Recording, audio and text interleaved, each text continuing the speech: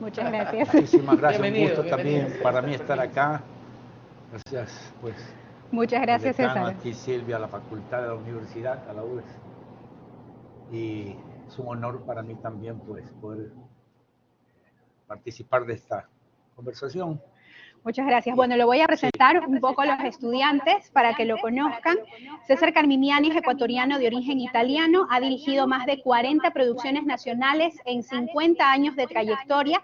Tiene algunas películas para televisión realizadas como Cumandá, la adaptación de la novela ecuatoriana más leída en la historia del Ecuador, que es Polvo y Ceniza de Eliezer Cárdenas, Matilde, la historia biográfica de Matilde Hidalgo del Procel, la primera médico ecuatoriana, Mercedes de Jesús Molina, Narcisa de Jesús, Las Santas Ecuatorianas, y Recuerdos en Paita. Recuerdos en Paita se ganó la India Catalina de Oro en el Festival de Cine de Cartagena en el año 97, que es un premio muy prestigioso a nivel latinoamericano.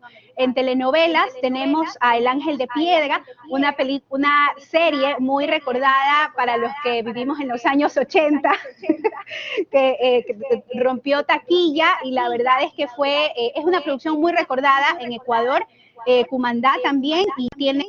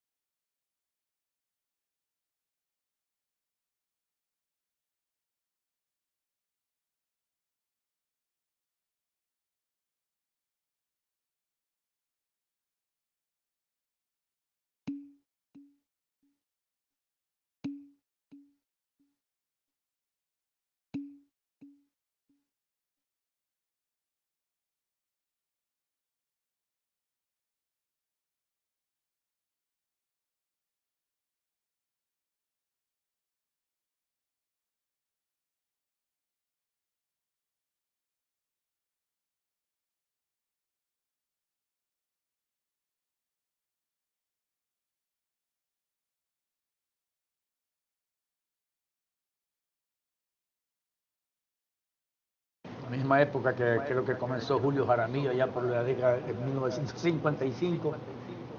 Y claro, Evaristo, Corral y Chancleta, era Ernesto Albán, el primer actor nacional. Se presentaban en el Teatro 9 de Octubre, acá, en el Olmedo, en los diferentes teatros, en Quito, en el Teatro Sucre. Se presentaban sus famosas estampas quiteñas de Ernesto Albán. Y luego empezó a hacer películas con México, coproducción con México, y era el primer actor nacional, entonces yo quería estar en estas películas con él, yo quería actuar con Ernesto Albán. Bueno, tuve un contacto con un tío mío, un tío abuelo mío ambateño, que había sido profesor de Ernesto Albán, y yo pude hablar con Ernesto Albán porque yo quería actuar con él, ¿no es cierto? Era mi ídolo, qué sé yo. Pero, ¿qué ocurre? Que no es fácil para un papel para un chico de 14, 15, 16 años sin ninguna experiencia. Y él, aunque me trató con toda la amabilidad del caso, me dijo que de pronto, pues en un futuro cercano, ¿quién iba a pensar que años después, cuando fui a vivir a Quito, me escogieron para hacer el papel de compañero de Ernesto Albán en la película Dos para el Camino? Yo no lo podía creer, que por fin estaba actuando, ¿no es cierto?, de igual personajes importantes, en protagónicos con Ernesto Albán. Y así empezó, aunque ya había hecho antes cosas como Paroli, una serie de detective que empezamos haciendo en esa época con Teleamazonas. Luego vino con Ecuavisa, como tú has mencionado, pues gracias al empuje de Javier Alvarado, que creyó siempre en la producción nacional, hicimos El Ángel de Piedra. Antes habíamos hecho otras películas como Selva sin Retorno con Ecuavisa, después del Ángel de Piedra, que tuvo 30 capítulos y sí, sigue siendo lo de mayor rating de sintonía. Hicimos también El Segundo Enemigo, también de un libreto de Julio Jiménez, aunque yo los adapté, porque la mayoría de las películas que hemos hecho acá, los guiones son míos.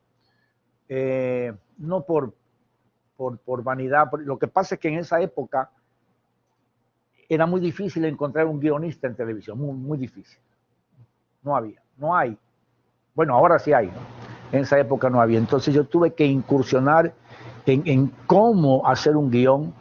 Nadie sabía cómo se hacía un guión de cine. Pero bueno, ese fue el comienzo y entonces tuve que aprender a escribir, aprender a dirigir, leer mucho. Y claro, y viendo mucho cine, tú terminas de repente aprendiendo un lenguaje que se te queda en el subconsciente que luego te sirve para realizar una película. Bien, a partir de esa experiencia en los roles de producción, ¿cuán importante es conocer cada uno de los roles de producción para llegar a dirigir? Bueno, todo.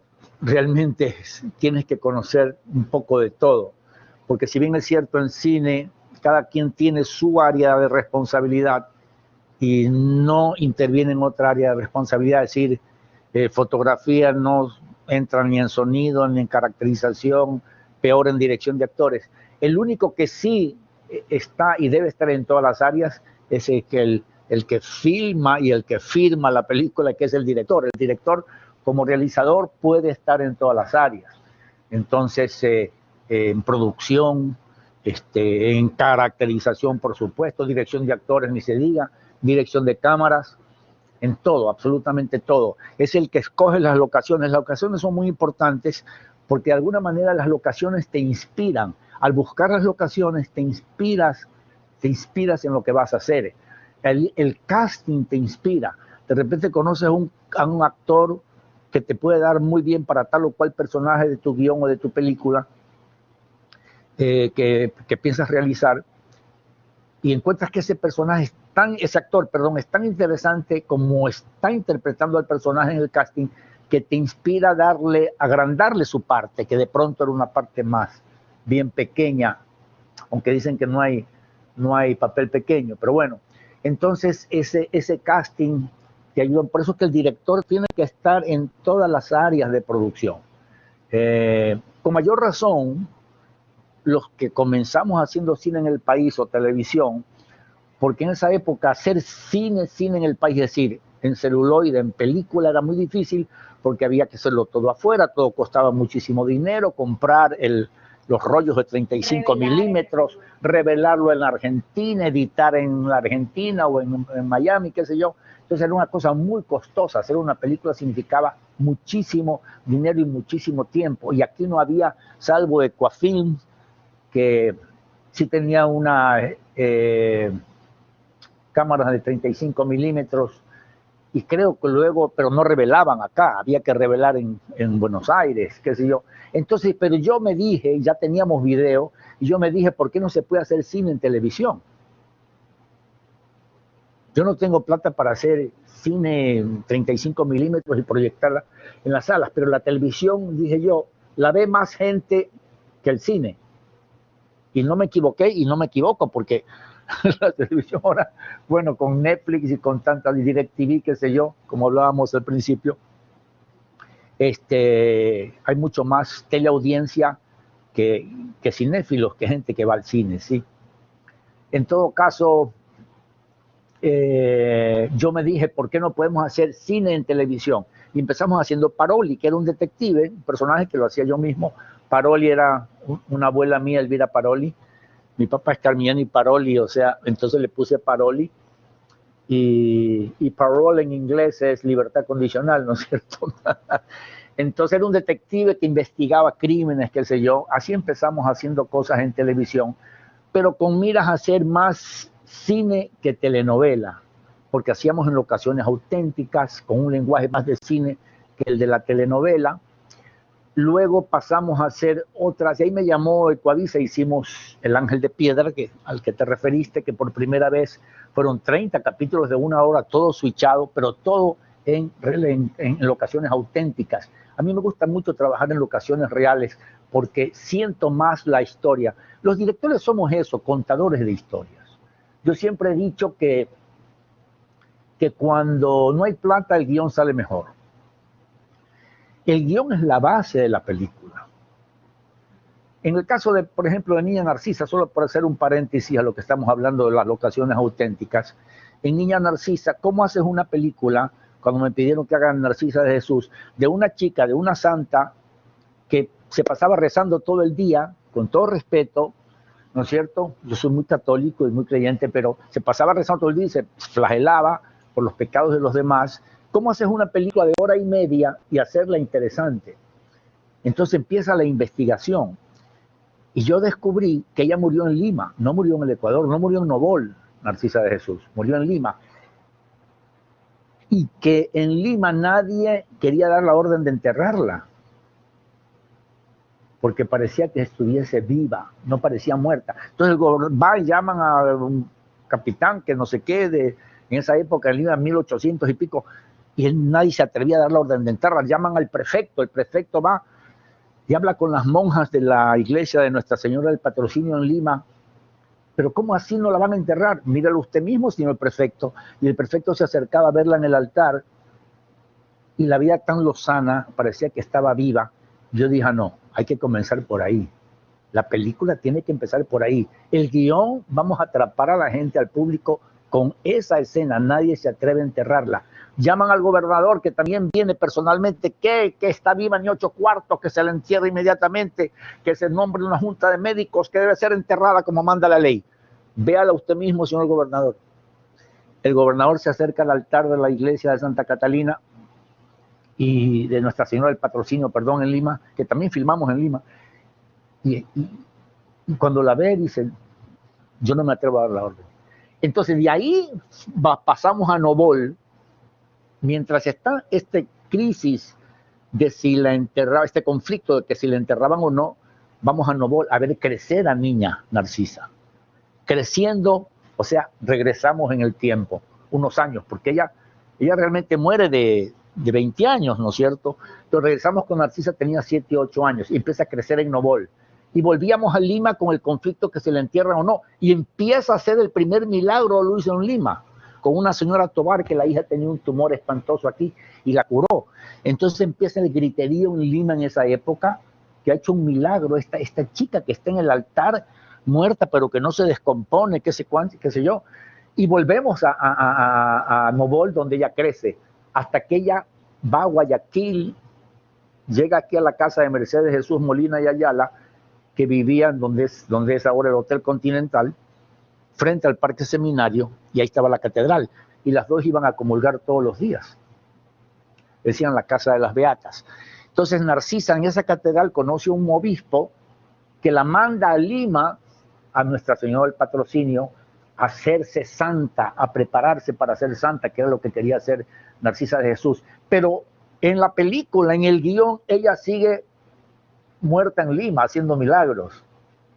Y de repente llega Narcisa a Lima, y todo el mundo piensa que se van a encontrar las dos. Es un juego con el tiempo, los espacios, ¿no es cierto? Y claro, cuando llega a Lima, llega por primera vez. En esa importancia del guión, ¿qué tan difícil ha sido para usted hacer películas de época? Porque hay una ambientación, hay un presupuesto, y son personajes que usted ha recreado que han pertenecido a diferentes épocas. Repíteme la pregunta, perdón, porque sí. Todavía pensando. Sí, perdón. ¿Cómo ha sido el reto de hacer películas de época? Porque usted ha tenido que retratar la época de Narcisa de Jesús, la época de Matilde Hidalgo de Procel, la época de Mercedes de Jesús Molina. Sí, ha sido difícil. Ha sido difícil. Bueno,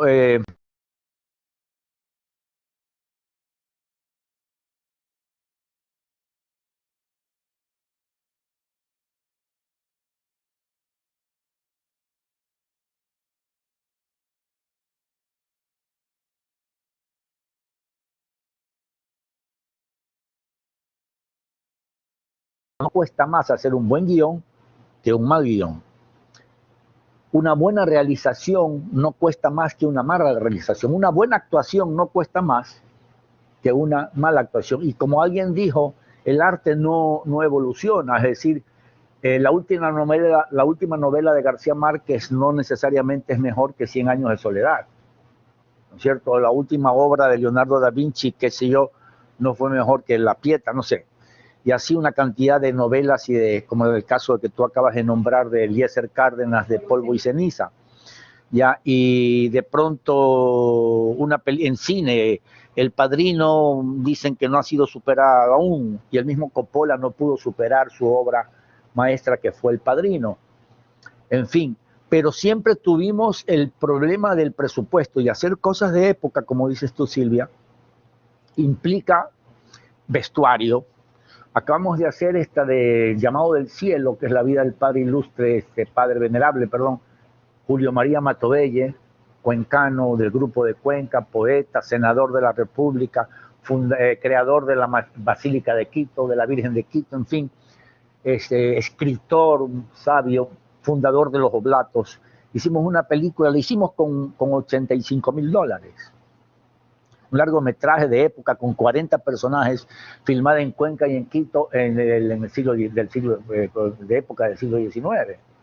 Es decir, ¿cómo lo hicimos? No sé, pero lo cierto es que quedamos todos muy contentos y Los Oblatos sobre todo, porque cuando tú haces la vida de un misionero que es contemporáneo, que fue fundado, como decir, hacer la vida de Juan Pablo II, que es tan contemporáneo, no puedes inventar cosas raras, ¿no es cierto? Tienes que ser respetuoso del personaje, porque es muy fácil inventar cosas, inventar escenas, inventar conflictos, porque supuestamente es comercial y va a dar mayor rating. No, la verdad, como decía una amiga mía el otro día, Ana Cecilia Alvarado, la verdad es hermosa cuando la presentas. Lo verdadero tiene magia.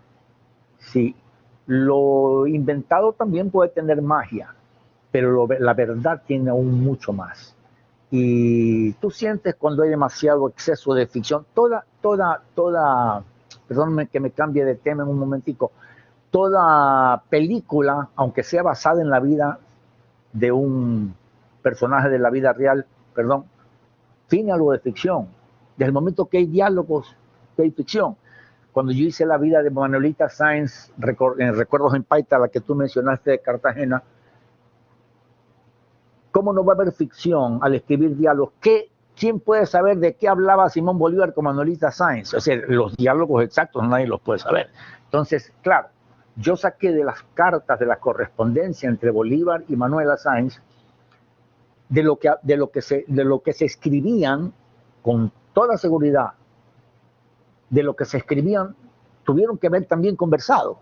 De los temas que trataban por correspondencia, con toda seguridad tuvieron que tratarlos personalmente. Entonces, de esas cartas empecé a sacar, yo me inventaba ciertos diálogos, respetando el perfil de los personajes, por supuesto, el carácter, el temperamento, tanto del Libertador, la cultura, por supuesto, porque Bolívar era no solo un genio de la paz y de la guerra, como dijeron, sino también era un intelectual. Bolívar era un hombre muy culto y Manuelita Sáenz no se quedaba atrás.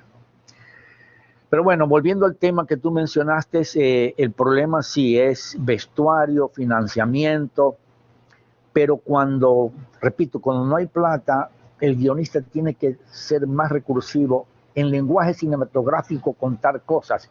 Cuando hay demasiado dinero, mira, yo conozco películas, no voy a mencionar nombres, pero yo conozco películas. Una recientemente que costó cerca de $15 millones, pero que nadie la fue a ver, nadie la quería ver, nadie la entendía, ¿no es cierto? Sí tenía una excelente fotografía porque se habían gastado muchísimo dinero en contratar a un director de Oscar, director de fotografía ganador de Oscar, creo que musicalizador también ganador de Oscar. Pero si no hay guión, ese señor se pudo gastar $15 millones más y la película iba a seguir siendo un fracaso en taquilla, me refiero. Sin quitarle que tenía algún mérito artístico, el realismo fantástico que él señala, el director. Pero el guión es el guión, lo que hablábamos en Narcisa de Jesús. El guión fue lo que atrapó al público, y contar la historia de esta santa, en lugar de contarla cronológicamente y cansar al público con una niña que se pasaba orando todo el día y golpeándose, empezamos a hacerlo más interesante, sin dejar de contar la historia exacta como fue de Narcisa de Jesús, que ahora está ahí en Novol, junto al río que la vio nacer, como termina la película al final.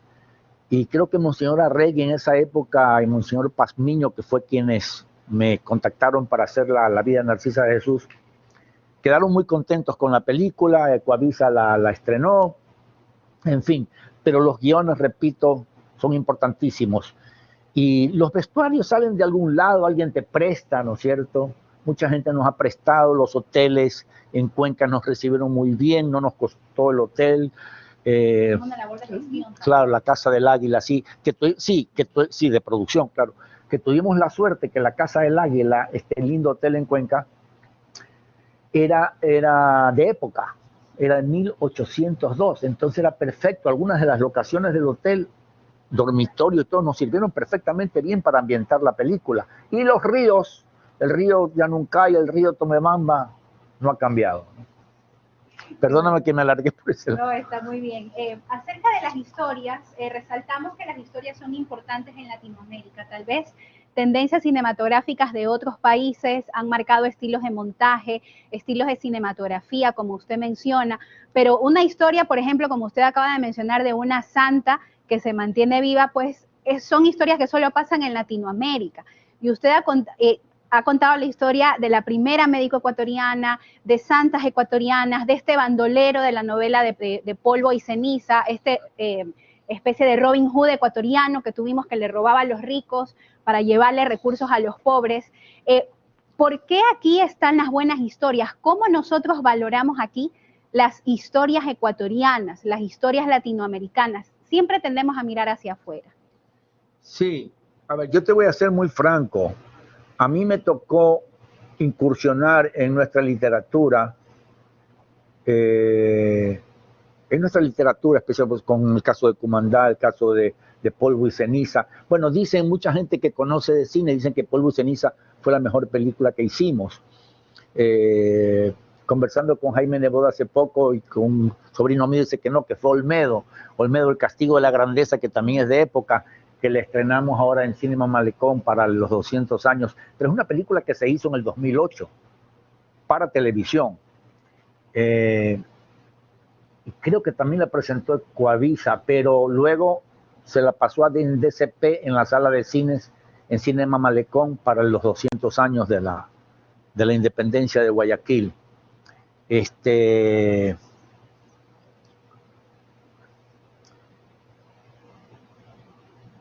Pero volviendo al tema de la parte, sí, de la parte de época y de nuestras historias, siempre en toda cultura tenemos personajes interesantes y yo tenía que recurrir a personajes,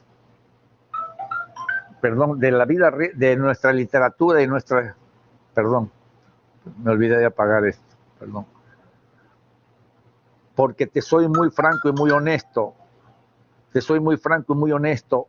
era más fácil financiarlo, era mucho más fácil interesar a un canal, ¿no es cierto? Era mucho más fácil que de repente la alcaldía de Guayaquil nos financie una película de Olmedo que una película de ficción, por supuesto, ¿sí?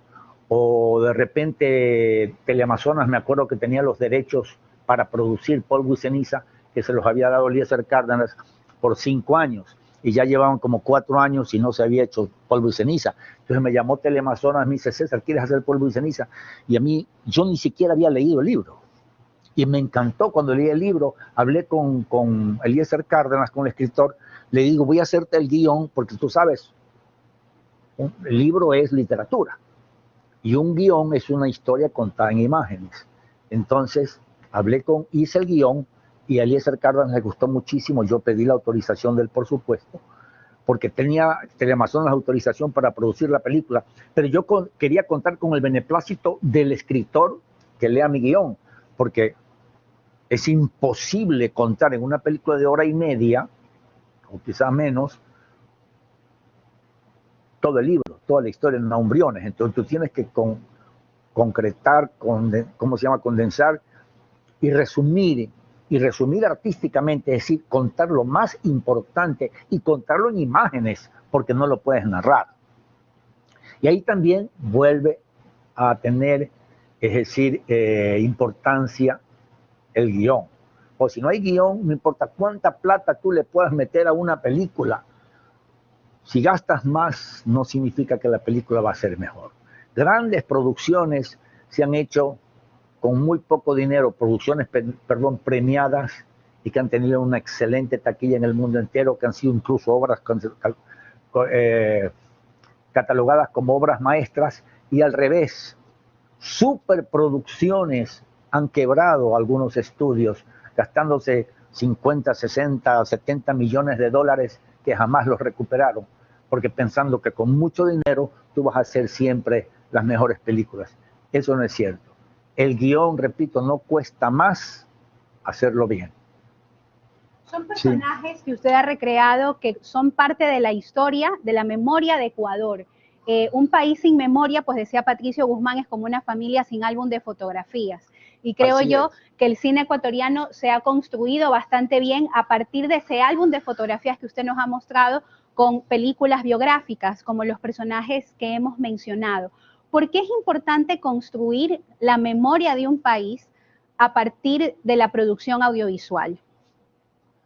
Bueno, es importante primero porque, especialmente en el Ecuador, que hemos sido inundados con personajes de otras culturas, de otras latitudes, que está muy bien, ¿ya? Pero ¿por qué no? También yo me di cuenta que en nuestros personajes de la historia hay héroes y heroínas maravillosos. No necesariamente la Mujer Maravilla, además héroes de verdad, no Batman ni Robin. Matilde Hidalgo de Procel es uno de los ejemplos. Cuando Jenny Estrada me mandó el libro, a mí me encantó, Una Mujer Total. Matilde, Una Mujer Total. E hicimos La Dama del siglo XX. Una película que le hicimos con muy poquísimo dinero. Nos ayudó un poco el alcalde de Guayaquil en esa época, Jaime Nebot. Nos ayudó el alcalde de Loja, porque es lojana ella. Y nos ayudó el prefecto de Loja, el Chato Castillo, el alcalde, y el prefecto era Raúl Auquillas. Nos dieron algo de dinero, pero la hicimos, repito, con menos de $20,000. Y con todo el apoyo de Loja, que es una ciudad maravillosa, que se volcó a ayudarnos a hacer la Universidad Técnica Particular de Loja, uno de ellos. Hicimos una, y créeme, la película con menos presupuesto que yo he hecho en mi vida, resultó una de las más comerciales que yo jamás me imaginé. Una vez creo que la pasamos aquí en la UES, bueno, la hemos pasado en la Católica, en todas las universidades del país. No hay colegio en Quito, como yo vivo allá, pues es más fácil para mí, que no la haya visto, pero no solo los colegios, las Fuerzas Armadas, el Colegio Militar Eloy Alfaro, la Escuela de Policía Enríquez Gallo, la Armada, la Base Naval de Salinas, que hay escuelas, es la Escuela Militar, la Escuela Naval, la Escuela de Grumetes, la Escuela de Aviación, en la Base Naval de Salinas. Todos la han visto. Matilda, esa película tan sencilla de 1 hora 15 minutos, en la que no teníamos dinero. Por eso te repito, cuando no hay dinero, el guión sale mejor. Y yo me di cuenta que ese personaje, Matilde Hidalgo de Procel, una niña que en 1907 decide que quiere estudiar secundaria. Las niñas en este país en 1907, en la época de Eloy Alfaro, no iban al colegio, terminaban su educación en la primaria. No había colegio para ellas. Y la niña dijo, yo quiero seguir el colegio. ¿Y por qué no podemos estudiar las niñas? Y se propuso, bueno, alcanzó la matrícula. Después de años de estar pregando y rogándole al rector que le dé la matrícula, al rector del colegio Bernardo Valdivieso, un colegio de varones. Ya, hasta hace poco, en este país, los chicos estudiamos en un colegio y las niñas en otro colegio, ¿sí o no? Ya, de curas y de monjas, qué sé yo, colegios mixtos. Realmente es una cosa nueva del siglo XX. Y Matilde fue la iniciadora, perdió a sus amigas. La madre que cosía, de eso vivía porque era viuda, cosía, perdió las obras, le dejaron de llevar obras. Y Matilde terminó graduándose, fue la primera niña que le hicieron bullying, pero es una niña que jamás perdía el control, se metía al bolsillo a todo el mundo y terminó siendo la heroína de ese colegio de Bernardo Valdivieso. Y lideresa, la líder de todos los chicos, varones. Luego vino a estudiar medicina a Quito, no la aceptaron. Deme una sola razón, señor rector, para que una mujer no pueda estudiar medicina. Porque es mujer, le contestó. ¿Qué otra razón quiere que le dé? Las mujeres simplemente no estudiaban medicina. Y en Cuenca, Honorato Vázquez, el poeta cuencano, que era rector de la Universidad de Cuenca, donde también había facultad de medicina, le dio la matrícula. y se graduó de médico, y en Cuenca le hicieron la vida imposible. Hasta como era poetisa, escribió un poema Cuenca precioso, y se metió a Cuenca al bolsillo. O sea, realmente esa mujer extraordinaria, ¿qué no hizo Matilde? Fue la primera diputada, la primera congresista nacional electa, la primera mujer que sufraga en América Latina, no en Ecuador, en América Latina. Entonces, esta heroína tan nuestra, ¿cómo la vamos a llevar al cine? Para que los chicos, y en los colegios, yo me acuerdo en Loja cuando estrenamos la película, al presidente de la Casa de la Cultura, que quedaron tan contentos con la película, que me dijo, César, ¿por qué no pasas todas las noches la película para el público y cobramos unos dolaritos, algo para la Casa de la Cultura, algo para ti, y vemos cómo nos va? Dios mío, nunca habíamos tenido tanto éxito con una película. Las colas daban la vuelta a la catedral de gente. Se repetía, yo estaba ahí en la taquilla, se repetía la gente de la película. La película quedó, Ecuavisa también la pasó una vez. La película quedó tan linda que hay gente, la gente que se la repetía. Yo decía, oye, pero tú ya viste la película el otro día. Sí, pero ahora traes a mi abuelita y a mi mamá, ya no sé qué. Todo el mundo quería ver esa película. Ya, y luego Matilde fue la primera, repito, la primera mujer que sufraga. Además era muy divertida, tenía mucho humor, ¿cierto? La película era muy graciosa. Y todo lo que hizo esta mujer sola, sin ninguna posibilidad de triunfo, lo que hizo Julio Jaramillo igual.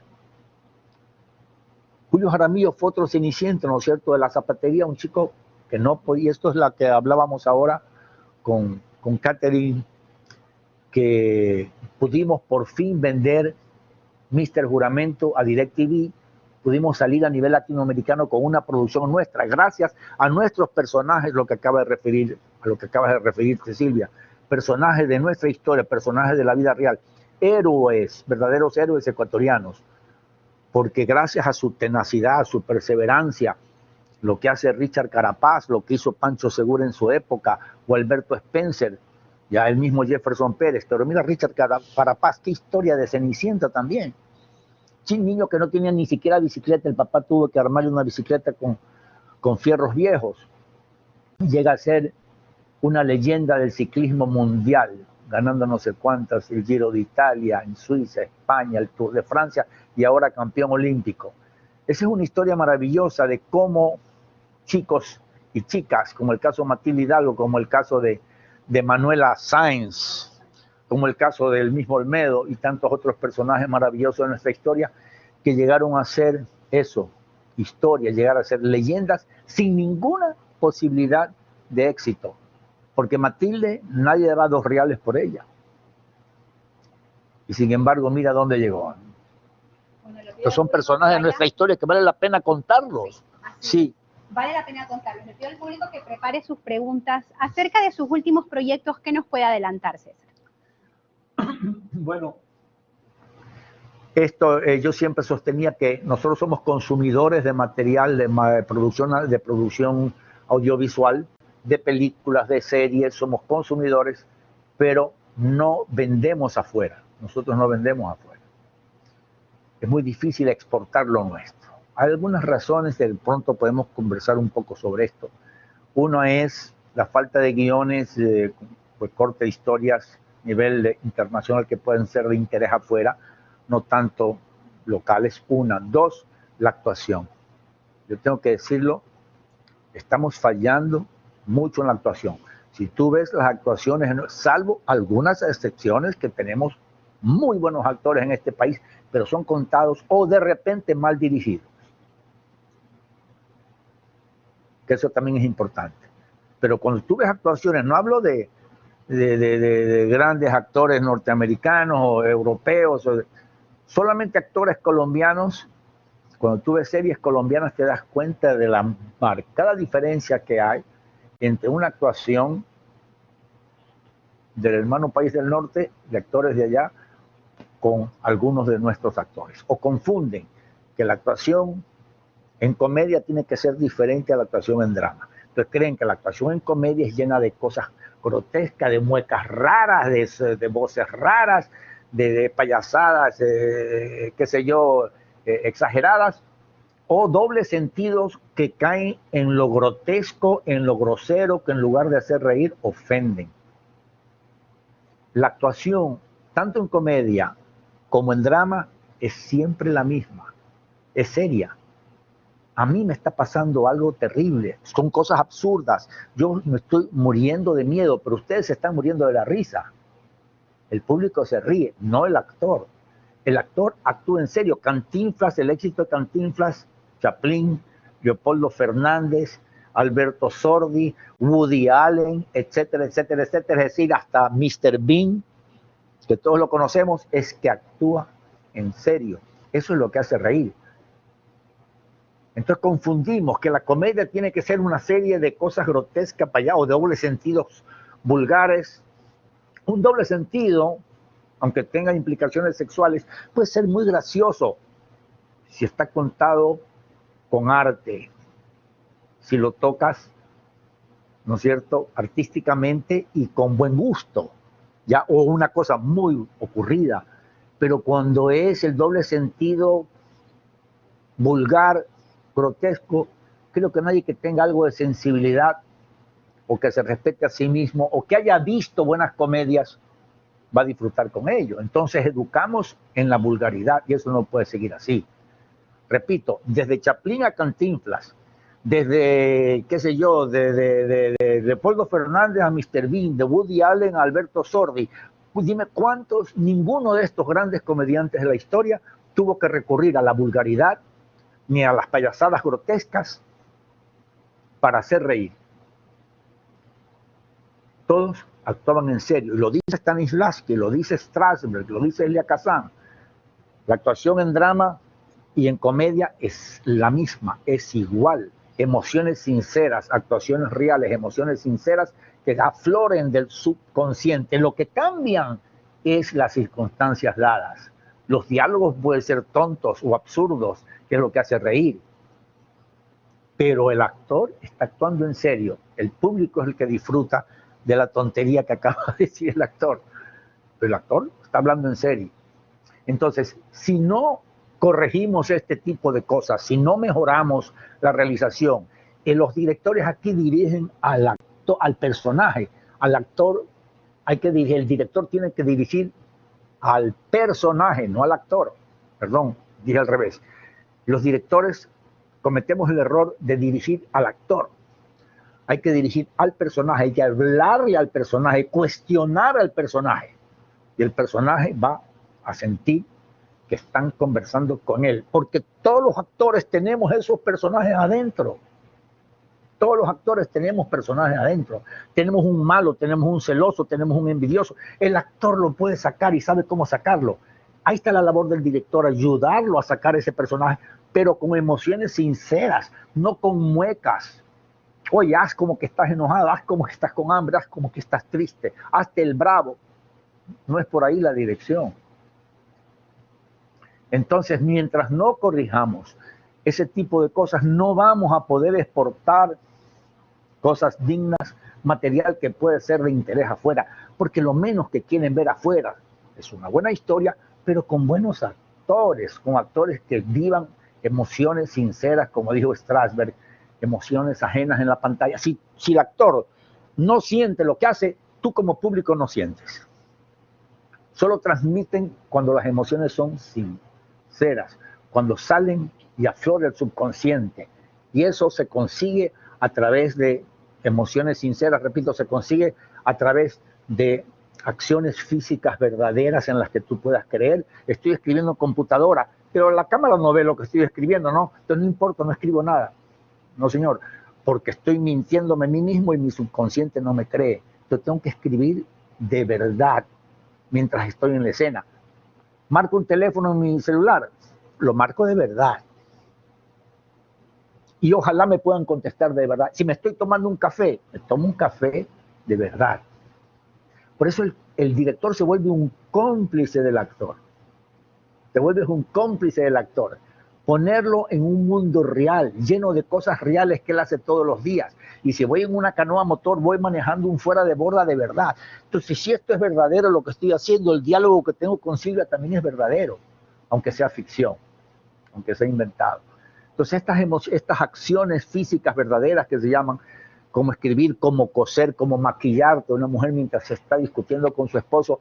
Tú has visto cuántas películas que se están maquillando, se están poniendo los aretes, se están vistiendo, se están poniendo los zapatos, se están, qué sé yo, y un hombre se está poniendo la corbata o se está afeitando. ¿Por qué? Porque es más real. Lo ayudas al actor a creer que la escena también es real. Eso es muy importante, pero bueno, podríamos hablar horas de eso, pero es ahí donde entra la dirección de actores. Repito, hacer la dirección de personajes, no de actores, de personajes, ¿ya? Y sacar actuaciones dignas, que de repente, si tú respetas esas acciones físicas verdaderas, si tú respetas el relajamiento es fundamental, un cantante no puede salir a cantar si no está relajado, no solamente un actor. ¿Cuántas veces tú has contado un chiste y todo el mundo se ha reído, un cacho, ¿no es cierto? Todo el mundo se ríe. Al día siguiente, después de unos días, el mismo cacho lo cuentas aquí en la universidad, tus compañeros, y nadie se ríe. O se rieron menos. ¿Qué pasó? Ese chiste era tan bueno y ahora no se rieron. El primer día tú estabas relajada o relajado y estabas sintiendo lo que contabas, sintiendo el cacho, sintiendo el chiste.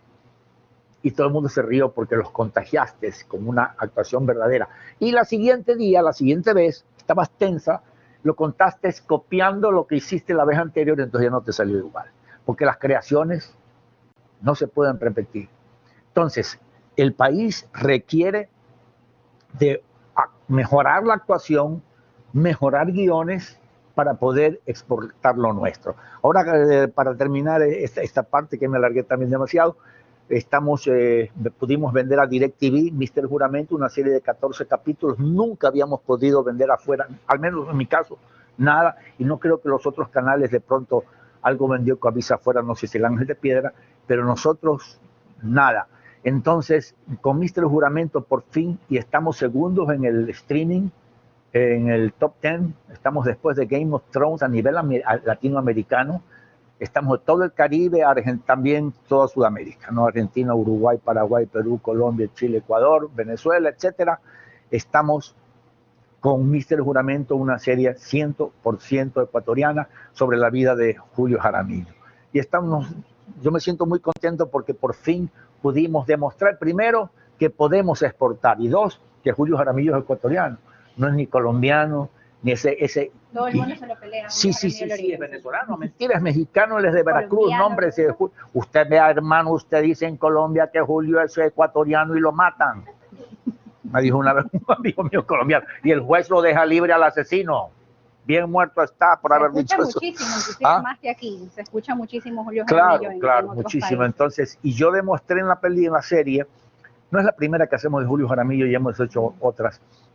Demostramos con esa serie y con esa película, también hay una película que no solamente Julio Jaramillo es ecuatoriano, sino que Julio Jaramillo es el mejor, y lo sigo sosteniendo, cantante romántico de música, popular romántica de América Latina, es el mejor. ¿Por qué? Porque nadie grabó más ritmos que Julio Jaramillo. Hay cantantes que solo cantan blues, es decir, Aretha Franklin, que acaba de morir, grabó 1500 discos, Elvis Presley 800, Julio Jaramillo 5000. Y según Marco Antonio Muñiz, ese gran cantante mexicano, que le preguntaron una vez que si él desentonaba alguna vez mientras cantaba, el gran cantante Marco Antonio Muñiz, es como que si le pregunten a Plácido Domingo si desentona alguna vez, ¿no es cierto? Y él dijo que sí, que él sí ha desentonado, que todos los cantantes desentonamos alguna vez. ¿Y usted conoce algún cantante que no? Bueno, hay 3 cantantes que no desentonan jamás. Julio Jaramillo y Julio Jaramillo. Eso lo dijo Marco Antonio Muñiz. Entonces, y este hombre cantaba boleros, cantaba tangos, cantaba polcas, cantaba valses. Por eso iba al Perú, cantaba un vals tan bien, La Flor de la que todo el mundo decía, este es peruano. Iba a México y cantaba rancheras como nadie, este es mexicano. Sí, o iba a la Argentina y cantaba tangos, No me lo digas, y Adiós muchachos, y Volver, qué sé yo. Dios mío, este tipo es argentino, qué bien que canta tango, ¿no es cierto? Mentira, ecuatoriano. Entonces, este personaje nosotros por fin lo pudimos exportar. Y este es otro de los héroes que habíamos hablado hasta hace poco, que tu pregunta fue muy interesante, ¿por qué hacer personajes de nuestra historia, ¿no? Muchas gracias, César. Tenemos preguntas del público. Rafaela.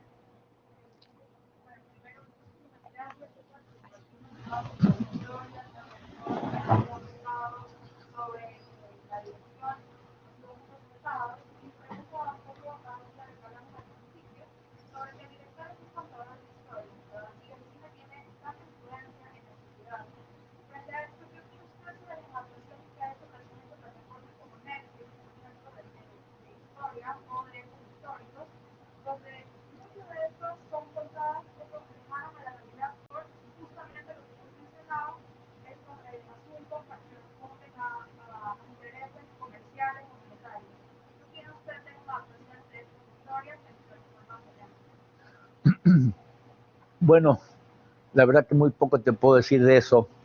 Que creo que buenas historias hay muy pocas. Buenas historias, y por eso, ¿cuántas nominaciones al Oscar tú encuentras cada año? Y de esas nominaciones al Oscar, muchas nos dejan mucho que desear, valga la redundancia. Y ahí tú dices, oye, a mí me gustó La forma del agua, pero mereció un Oscar, o a mí me gustó tal película, pero mereció un Oscar.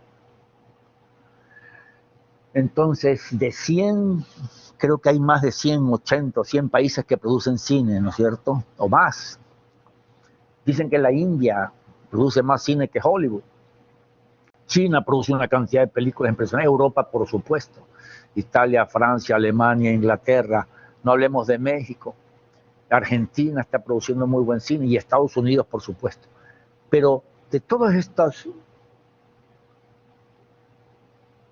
sin número de producciones cinematográficas de tantos países, que son, hablamos de miles de películas, ¿cuántas realmente tú puedes decir, qué buena película? Hace tiempo que no vi una película tan buena como esa. Son muy pocas. Yo te digo ahora mismo, cuéntame, háblame de 5 películas que realmente te parezcan magistrales, te parezcan obras, no solamente obras de arte, sino que te llegaron al alma. Porque el arte no necesariamente tiene que ser aburrido ni confuso y que lo vean solamente 4 intelectuales. El arte puede ser, como el caso, repito, del Padrino, qué pena volver a ver El Padrino, pero es el mejor ejemplo. El Padrino es una película, una obra de arte, pero que la puede ver todo el mundo, que le llega a todo el mundo y la puede disfrutar todo el mundo. Entonces son muy pocas las películas. Entonces yo pienso que es un problema de guión. A veces grandes guiones han sido rechazados por un sinnúmero de estudios, por un sinnúmero de productores o productoras, han sido rechazados inicialmente. Dicen que incluso El Padrino no lo querían hacer. Otra película de gángsters. ¿Para qué? Si abundan las películas de gángster y programas de televisión, Los Intocables era de gángster y de Al Capone y Don Dillinger. Ya basta de gángster. Otra película de gángster. Pero esta era diferente. Esta tocaba los límites de la verdad y que, repito lo que dijimos antes, de cosa más hermosa que la verdad en el cine. Otra película que casi no se hace fue E.T., la de Spielberg, el extraterrestre, The Extraterrestrial, E.T. ¿Quién va a creer que un niño, que esa película rara que quieres hacer de un niño que encuentra un extraterrestre en el patio de su casa? No moleste, hermano. Dice, lo siento. Y que un platillo volador se lo lleva al final. Eso a dárselo a Disney. Y mira el éxito sigue siendo la más taquillera de la historia, creo, E.T. Pero es el tema de la familia también que se aborda en esta película. Claro, también. La amistad. Exactamente. Que no es solamente centrada en la espectacularidad de un extraterrestre, sino la historia de la familia, que le hace falta el padre, estos niños que no quieren separarse, ¿no? Porque E.T. es otro niño como Elliot. Así es, perdón, un segundito. Sí, claro, sigan nomás. Preguntas del público. Preguntas del público. No sé si te contesté, pero por ahí sí, el problema es que lo comercial es muy, la parte económica siempre, entonces muchas veces te sientes, el guionista se ve obligado. Una cosa es que, enseguida estoy contigo, el guión que escribas es uno y el guión que terminan filmando los grandes estudios es otro. Perdón.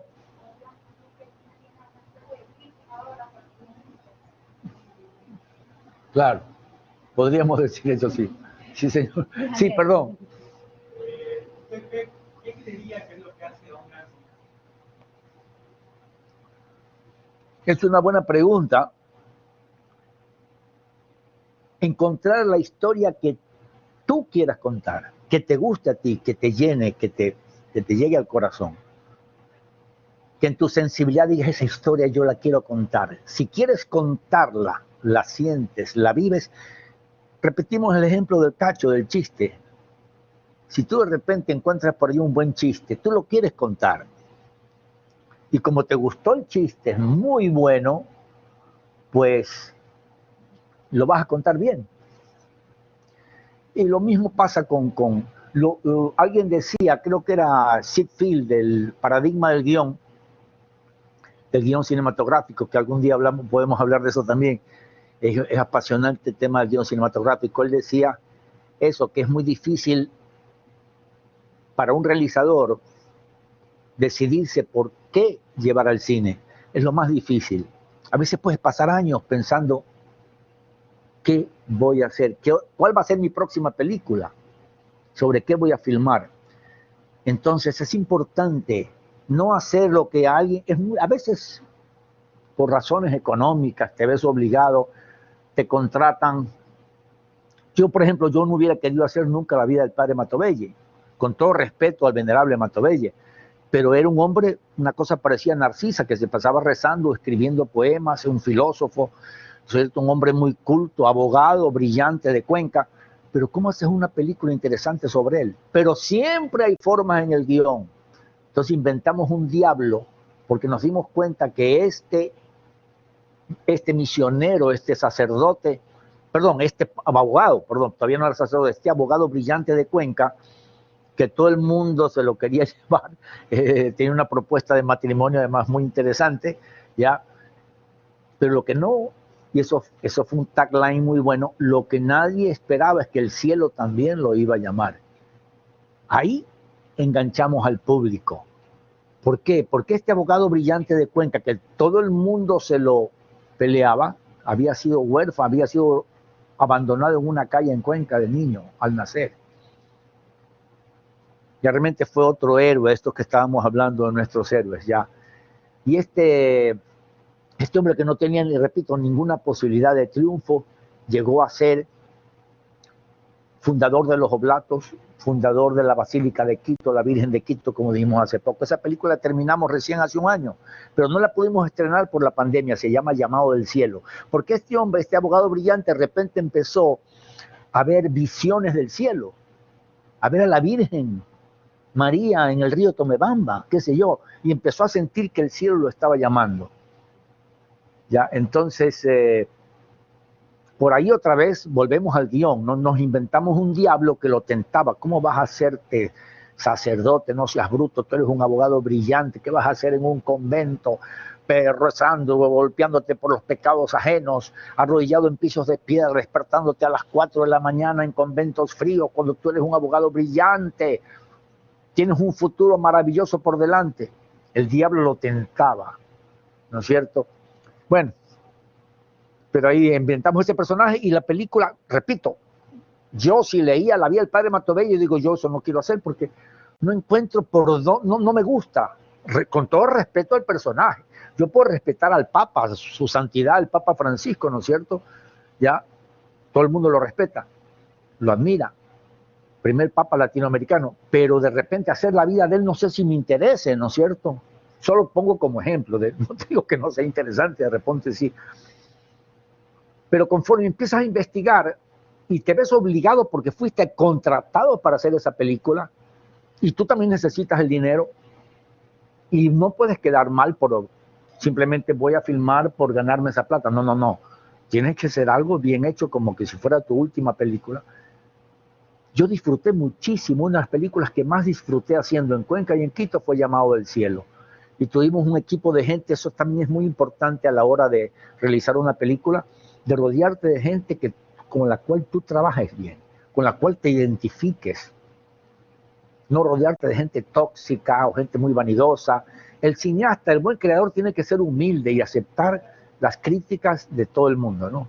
Pero bueno, la pregunta contestada es, cuenta la historia que a ti te guste y la vas a contar bien. Sí. Que tú, sí. Claro, claro, claro.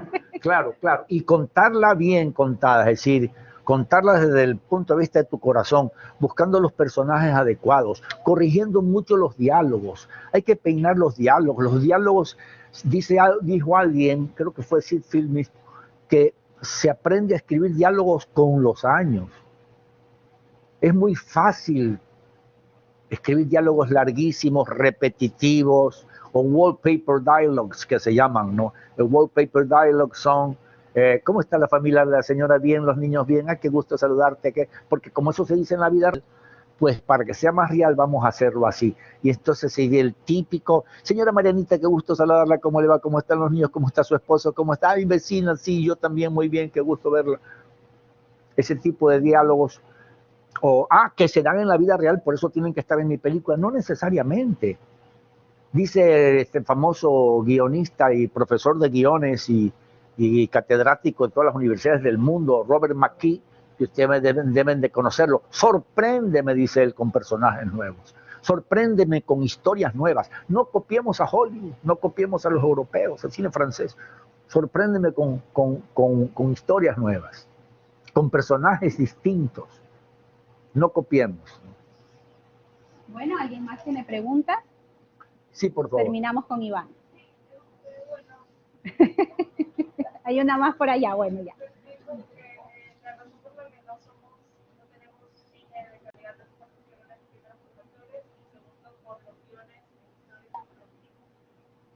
¿Cómo se puede solucionar el problema de los guiones para que sean calidad de información? Esa es una muy buena pregunta y te digo que realmente no lo sé. Yo me hice guionista a la fuerza. Yo me hice guionista a la fuerza porque yo quería hacer películas, pero nadie me contrataba para hacer películas. Repito, todo era en cine en esa época, dijimos, vamos a hacer películas en televisión. Pero ¿quién me escribe el guión? Entonces empecé a escribir yo mismo guiones muy malos, ya, muy flojos, pero vas aprendiendo. Como decía Spielberg, quieres aprender a hacer cine, coge una cámara, anda a filmar una película. O tu celular, anda a hacer una película con el celular. Y vas a aprender equivocándote. Pero yo pienso que si no hay guionistas en el país, yo creo que sí hay ahora, yo creo que sí hay. El éxito está en la reescritura del guión, no en el escribir el guión, sino en reescribir el guión. Ya, los script doctors pueden funcionar también, pero sobre todo un guión, dice McKee, Robert McKee, repito, lo cito de nuevo a Robert McKee, que no hay del género literario, el más difícil es el guión de cine. Porque incluso en la novela literal te puedes desplayar, puedes hablar de un personaje 20, 30 páginas. En el cine no te lo permite eso. Tiene que ser muy preciso, muy concreto, casi nunca repetitivo.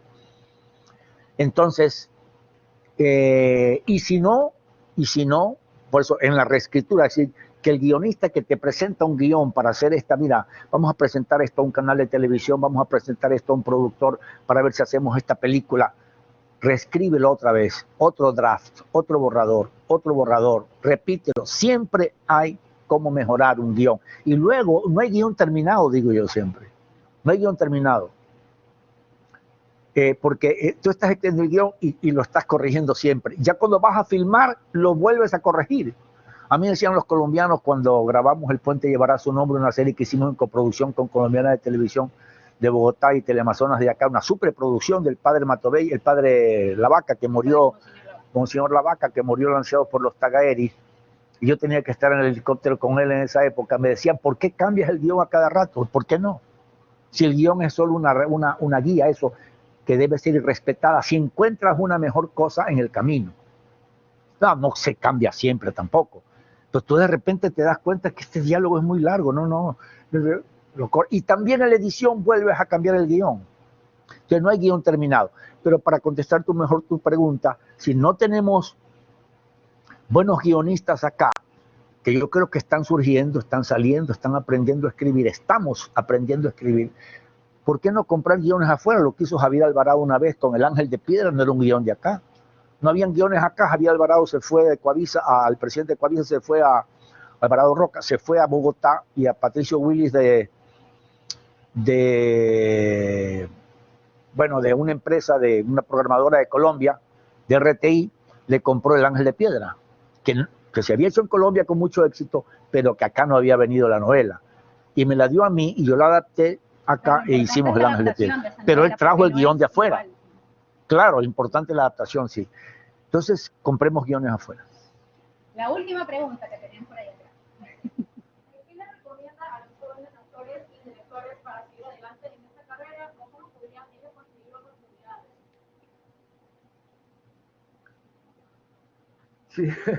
Sí, sí. Siempre se puede, siempre se puede. Si tú quieres, todos, a mí me decían, ahora de pronto es más fácil. Cuando yo tenía tu edad o cuando yo quería actuar a los 15 años, como iniciamos el diálogo sobre ese tema, es decir, era imposible actuar. ¿Qué te va a decir? Me decía mi familia que te vas a ir a Hollywood a actuar. Los artistas aquí nunca fueron bien vistos del todo. Yo paraba en el café, el Costa, el café de los artistas, donde lo conocía Julio Jaramillo cuando era un pelado. Ya Julio Jaramillo fue el final de sus días cuando regresó al Ecuador. Y a mi familia no le gustaba mucho que yo pare en ese café. Pero los artistas somos de café. Los cafés son mágicos. Yo escribo en café. Yo no puedo escribir ni en mi oficina, ni en mi casa, ni en ninguna parte. O sea, mi oficina es el café. Puede ser un Sweden Coffee, puede ser un español, puede ser un Juan Valdés, pero yo escribo en cafés. Lo que yo te puedo decir es que si tú amas esta profesión, si tú amas esta actividad, si sientes pasión por el cine, siempre hay formas. No es fácil, pero siempre hay formas de salir adelante. Los canales están queriendo hacer cosas. Recién yo me reuní con Ana Cecilia Alvarado de Coavisa y quieren hacer cosas. No todos los guiones que están haciendo son buenos, ¿ya? Y hay presupuesto para hacerlo, ¿no es cierto? De pronto las mismas universidades, a mí la Universidad Católica me ha auspiciado varias películas. Una de ellas fue Olmedo y la otra fue Matilde Hidalgo de Prócer, porque de Matilde Hidalgo no solo hicimos una película, hicimos luego una serie que se llamó La Dama Invencible. Es decir, nos fue tan bien con la película que después hicimos La Dama Invencible. Entonces, realmente la dirección, el contar historias, somos contadores de historias, esto que nos apasiona, compartir con el público. No hay placer más grande para un director, no si la película produjo o no dinero, eso es importante, pero termina siendo secundario. Pero para nosotros los artistas, de una u otra manera, ir a una sala de cine, compartir una película con el público, verlos reír, verlos llorar, disfrutar cada vez y cuando, porque la repites una y otra vez la película, ¿sí? O verla luego en Netflix o en, ¿por qué no?, en DirecTV, como estamos viendo ahora lo de Julio Jaramillo. Eso es una satisfacción inmensa que con el tiempo, repito, a mí me decían, estudia medicina, estudia leyes, César, ¿qué? Artista, no sé qué, no. Y eso yo lo cuento en los cineforos que hacemos con los chicos a veces viendo las películas nuestras, viendo Polvo y Ceniza, viendo Cómo andar, viendo Matilde Hidalgo. Le digo, a mí me decían que no se podía y ahora estamos compartiendo una película con ustedes, ¿no? Eso lo hacemos y lo decimos en los cineforos. Pero no es fácil. No es fácil, hay amigos míos aquí en Quito que me dicen, ya deja eso, que no te ha dado nada, deja el cine, sigues tú con el cine, deja eso, me dicen, ¿no? Entonces el otro día le dije, al mismo le mandé la invitación de la UES, le mandé la invitación, ¿no? Digo, sí, pero hay satisfacciones. Porque no todo es plata. Es decir, porque yo no he hecho dinero. Cuando llegan a mi casa amigos de mis hijos en Quito, cuando eran más chicos, mis hijos llegaban, alumnos, compañeros del colegio, del SEC, del English College, llegaban y le decían, oye, ¿tú vives aquí? Sí, mi hijo Juan Pablo, mi hija Marisabel Carminiani, que la debes de conocer, que estuvo antes en Ecuavisa en el noticiero y ahora está en Teleamazonas.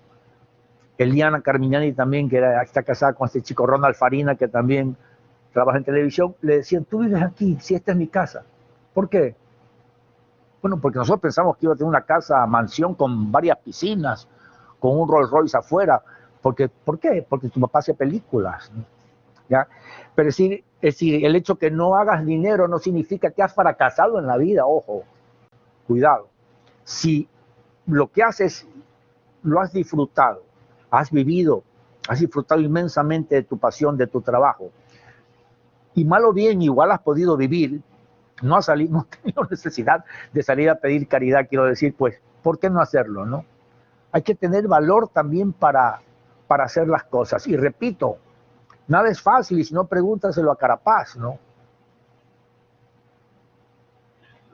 Pero por ahí yo lo que les digo es, hagan cine, hagan cosas. ¿Quieres hacer un guión? Escribe, aunque te parezca al principio una tontería. ¿Y por qué no leer un poco también del método de Ziegfeld, ver un poco el método de Stanislavski, de Strasberg, de Elia Kazan, el método de la actuación de emociones sinceras, como tocamos un poquito el tema hace un rato? Es muy interesante, es muy apasionante y es bastante fácil. Se llama trabajo consciente para creación subconsciente. Si los actores ecuatorianos logramos superar esta parte y logramos actuar con emociones sinceras, de repente no vamos a ganar un Oscar, pero vamos a hacer actuaciones muy decentes. Muchísimas gracias. No sé si hay alguna otra pregunta. Es que yo hablo demasiado, me apasiono por los temas y me alargo. Byron, ¿tú tienes tal vez alguna pregunta? Está... Bueno, Byron es nuestro profesor de apreciación cinematográfica. Catherine Calero, porque usted ya la conoció, es la directora académica. Y bueno, César, para nosotros ha sido un gusto inmenso tenerlo en el estudio de televisión. ¿Dónde podemos ver sus películas? Yo he visto que en Choloflix, que es la plataforma de cine, ¿sí? Es la que tenemos, es la que nos ha dado la pandemia. Tal vez se organizan algunas presentaciones. Sí me han pedido. Lo que pasa es que como yo tuve el compromiso con DirecTV, entonces ya no pude hacer, pero algo tienen ellos. En DirecTV, la de Mister Juramento, la puedes ver 14 capítulos de 1 hora, está en DirecTV Go. Está en DirecTV Go y On DirecTV, pero no sé si On DirecTV es solo para el Caribe, no estoy muy claro de eso. Pero DirecTV Go sí, los 14 capítulos. Y de ahí yo tengo algunas... En su canal de YouTube. En mi canal de YouTube creo que tengo solo un solo capítulo de Julio Jaramillo, creo que el primero. No sé, tengo más trailers de Olmedo, pero yo te puedo conseguir esas películas. Te va a gustar mucho El Castigo de la Grandeza, Polvo y Ceniza mismo, te puede gustar, ¿por qué no? Yo las tengo en CD, yo las tengo en DVD, sí. DVD? Claro, es que ha habido varios programas, claro. ¿no? Pero para que los estudiantes la puedan ver. Claro. Yo veo que esta gestión se ha realizado más en la sierra, pues, ¿no? Porque usted está en Quito, pero acá sí. Nosotros vemos lo que hemos podido sintonizar en los canales. Sí. Pero, o sea, bueno, nosotros totalmente abiertos y disponibles cuando haya alguna presentación suya acá de películas. Algún día podemos hacer un cineforo también con la universidad. Alguna vez conversamos sobre ese tema. No recuerdo si hicimos algo o no, si pasamos algo o no aquí en la universidad, pero conversamos una vez, no recuerdo con quién, y nos iba a auspiciar algo, me parece, del Yasuní, porque el próximo proyecto se llama Y Dios creó el Yasuní. Que sí, ese es el próximo. Es sobre el Monseñor Lavaca. Sobre Monseñor Lavaca, la misma serie que hicimos El Puente Llevará su Nombre. Esa la están grabando. Que estamos, o sea, es un proyecto nuevo, sí, que estamos todavía pensando si es un largometraje o una serie de unos 4 capítulos, como fue el original que vino Constanza Duque a hacer el papel de la monja. Murieron los dos a mano de los Tagaeri. Es una historia muy nuestra por el mundo de los guaraníes, de los no contactados, los taromenani, Tagaeri. Bueno, desde la misión esa historia es muy llamativa. Sí, la de Robert De Niro. La de Robert De Niro, sí, con Jeremy Irons. Claro, y es una historia muy nuestra, yo no sé por qué no la hemos hecho ya. Yo estoy hablando, bueno, con un canal, esta amiga, vamos a ver que si de pronto por ahí hacemos algo. La Embajada de España está muy interesada en que se lleve a feliz término esta película de Dios creó el Yasuní, porque es un héroe español, ¿no es cierto?, que dio la vida por el pueblo guaraní. Bueno, sí. ¿De dónde nacen estos proyectos? ¿Del director, del guionista o de la empresa privada? ¿O de todos a la vez? ¿Cómo es el acercamiento? ¿Cómo se hace ese lobby? Sí, los proyectos salen de repente fue una noticia que viste en algún lado, de repente es un personaje de la historia, como señalamos antes. En el caso de Monseñor Lavaca, fue una experiencia muy cercana a la muerte que yo tuve con la aventura de él, con su no aventura, sino su odisea, su misión sacrificada en Francisco de Orellana, en el Coca. A través de un periodista amigo mío me enteré que él iba a hacer un último viaje donde los Tagaeri. la tribu más salvaje y primitiva y peligrosa del mundo. No hay más primitivos que los Tagaeri, liderados por Taga, que era el líder de los Tagaeri, o Taromenane, los pueblos no contactados de Yasuní, porque tenían enloquecidas las petroleras y mataban trabajadores una y otra vez, hasta que le dijeron a Monseñor, Monseñor, ¿va usted o vamos nosotros? Él ya había hecho las paces con algunos grupos guaraníes, pero estos rebeldes eran indomables. ¿Va usted o vamos nosotros? Entonces él dijo, no, voy yo. Cuando regrese de España voy a hacer el plan de acercamiento. No, padre, Monseñor, usted no nos ha entendido. ¿Va ahora o vamos nosotros? Y si entramos nosotros, entraban armados, con soldados, los iban a acabar. Él se dio cuenta de eso y decidió ir donde los Tagaeri. Entonces este periodista amigo mío me dijo, César, ¿quieres ir a filmar con el padre este acercamiento? Pero por supuesto que sí, le dije yo, conseguí cámaras de Teleamazonas, Carlos Julio Manuel era gerente del Banco Central en aquel entonces, nos dio en esa época $600 para gastos y hicimos todo listo para irnos con el padre en ese helicóptero 20 de julio de 1987 a visitar los Tagaeri. 2 días, una semana antes, me dijo, César, no lo puedo llevar. Y el periodista me llamó, dice, Monseñor, que no te puede llevar. Yo puse el grito en el cielo, pero ¿cómo es posible? Tenemos todo listo. ¿Pero por qué no me puede llevar? Porque también va la monja, el piloto, y voy yo. La monja a última hora quiso ir, Sor Inés. Y entonces, a él, y si viene usted con su camarógrafo del canal de Teleamazonas, ya no solamente eso, sino que se van a asustar los Tagaeri. Yo no me puedo hacer responsable de su vida, no lo puedo llevar. Así fue clarito. Y yo bravísimo, porque todo el mundo me decía, no te vayas, que te van a matar. Me fui a Galápagos a hacer un documental, porque teníamos algo que entregar al Banco Central. Había entregado un dinero, ¿no es cierto? Entonces fuimos a hacer un documental de Galápagos, y en el avión yo contándole esto mismo que estamos conversando, y se lo contaba unos gringos, en el avión, hablándole de esto, que me dejaron plantado a esta cuerda, mentiroso, que me iba a llevar y no me llevó. Y de repente viene la azafata, en esa época no había internet, teléfonos celulares no existían, y me trae el comercio de Quito. Yo viajando a Quito de Galápagos, ya después terminó el documental, y veo en la primera página, Monseñor Lavaqui Sor Inés Arango, asesinado por los Tagaeri. Me quedé, casi me muero. O sea, me salvó la vida, él no me llevó y me salvó la vida. En ese momento en el avión, yo dije, hago la serie. Para contestar mejor tu pregunta, yo dije, hago la serie. Y la hicimos, fuimos a hablar con los capuchinos del Coca, hablamos con todo el mundo, con los militares, con Teleamazonas, yo no sé cómo, hicimos una coproducción con Colombiana de Televisión de Bogotá, que nos mandó no solo a Constanza Duque, que es de las grandes actrices colombianas, hacer el papel de la monja, sino a Franklin Linero y a Mario Sastre, actores colombianos de renombre, hacer el papel del misionero desnudo, como le decían, porque él se desnudaba antes de entrar a donde los guaraníes. Es la forma como se hizo amigo de ellos, sí. Él decía que no se desnudaba, que se vestía de guaraní, ¿no? Entonces, esa le hicimos. Pero tú ves, para contestar mejor tu pregunta de cómo nacen las ideas, así fue como nació. Yo no pensé nunca hacer esa película, esa serie. Yo quería filmar el documental del viaje de él donde los Tagaeri, nada más, que me pareció interesantísimo, 2 culturas jamás encontradas. Y terminó siendo una serie de 4 horas, ¿no? Así nacen las ideas, nacen las películas.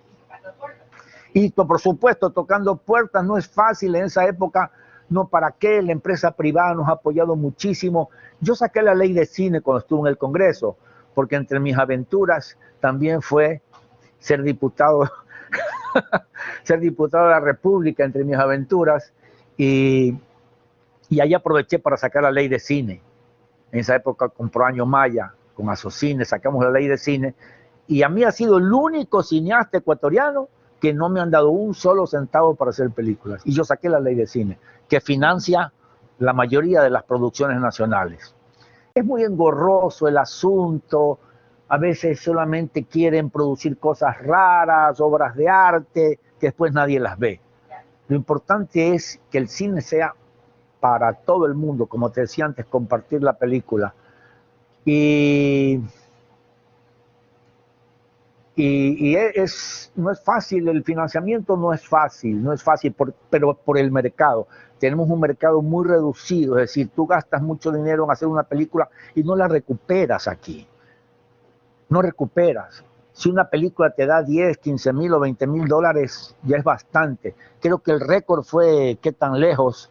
De Tania Hermida, creo que recaudó como 200 mil dólares. Pero eso es un caso aislado. El resto de las películas nacionales producen en salas muy poco. Entonces tenemos que exportar. Tenemos que participar del mercado internacional. ¿Por qué no? ¿Por qué no? Si tenemos aquí talento, tenemos buenas historias. Se trata de buenos guiones, creer en nosotros mismos y que los canales, tiene que haber una ley que ampare también un poco. No puede ser que yo vaya con mi película de Julio Jaramillo a Supercines y una película que me costó hacerla a menos de 100 mil dólares, 80 mil dólares, y al lado estén dando Edificio en Llamas de Dwayne Johnson y acá Misión Imposible en la otra sala y de Tom Cruise y más allá Mamma Mía de Meryl Streep y cuesta lo mismo mi entrada que la entrada a ver esa otra película. Entonces, ¿cómo competimos así? En la televisión igual. Como yo le digo a Javier Alvarado, mira Javier, hagamos una serie que cuesta 20 mil dólares por capítulo, cada capítulo, o 15 mil o 10 mil incluso. Javier ha sido, repito, uno de los que más nos ha apoyado siempre. Otro canal fue Teleamazonas, alguna vez también incluso TC. Pero ¿cómo lo puedo criticar yo a un canal que me dice, César, me están vendiendo una novela brasilera, Avenida Brasil, en 2 mil dólares el capítulo, y tú quieres que yo te pague 10 mil a ti por una... Me están vendiendo una novela colombiana de gran éxito, Los Narcos, no sé qué, en 3 mil dólares el capítulo o menos, y tú quieres 10 mil o 15 mil por capítulo. Entonces, ¿cómo podemos competir? Colombia recupera su inversión solo en Colombia, Brasil recupera su inversión y gana muchísimo dinero solo en el mercado brasilero. No te digo lo que le vende a ella, porque Brasil vende al mundo entero. Colombia está exportando sus producciones al mundo entero. Entonces aquí nos falta unirnos. Yo le decía a Javier Alvarado hace tiempo, hagamos cosas para exportar, pero cosas de calidad. Tenemos que hacer cosas de calidad, pero no creemos en nosotros mismos. Incluso para mí ha sido difícil, mira, 50 producciones hemos hecho ya, 50. 12 largometrajes, 12 series, entre series largas y series cortas, algunas de 30 capítulos, documentales, cortometrajes, mediometrajes, y todavía hay un montón de gente que no cree en nosotros. Bueno. Muchas gracias. Les pido un aplauso, por favor, para César. Muchísimas gracias por todas estas experiencias que nos ha compartido en esta mañana. Sin duda, yo los he visto pues muy atentos, muy conectados a todas sus experiencias. César, de verdad, muchísimas gracias. Para nosotros Silvia, es un honor tenerlo aquí en el estudio de televisión. Sí, pero me hablo mucho, yo me alargo mucho en las respuestas. Pero bueno, hemos disfrutado muchísimo. Sí, muchas gracias. No, yo también. Yo también te agradezco mucho por esta oportunidad de compartir estas conversaciones de cine y me refresca a mí también un poquito. Aquí tenía anotado un sinnúmero de cosas, nunca encontré. Bueno, con el público que nos ve vía digital nos despedimos. Muchísimas gracias por haberse conectado. Que tengan muy buenos días. A los que estamos presenciales pedimos que vengan adelante para tomarnos una foto, ¿sí? Una foto de grupo con César. Claro.